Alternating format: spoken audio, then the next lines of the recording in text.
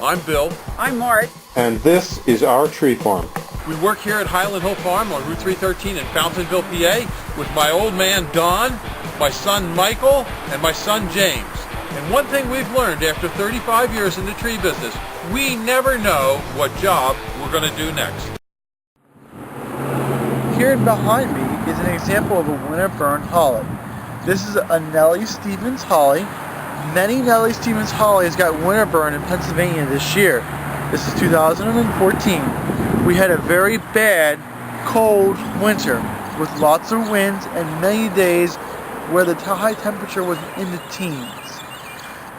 When you see trees like this, it is something to be concerned about, and you should monitor it.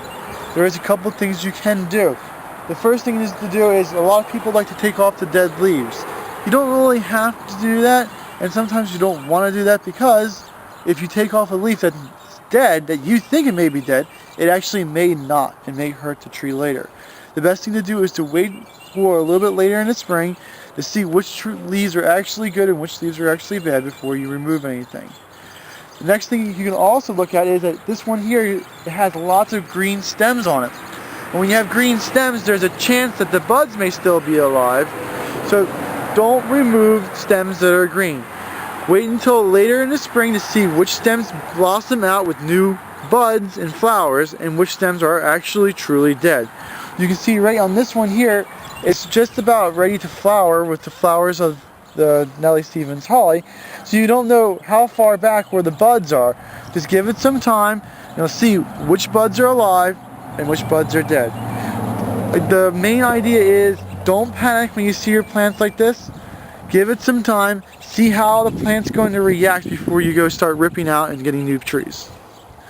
And this was a well-established Nellie Stevens, is that correct? Yes, this was planted in here probably when it was like 4 to 5 feet tall, and it's definitely up to 8, maybe even a little bit up to 9 foot tall. So even if you planted your tree last year, a lot of trees that were planted prior to that had been established and been in the ground also had damages.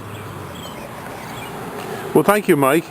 And what other trees suffered windburn damage this year from the severe winter? All evergreens suffered this year.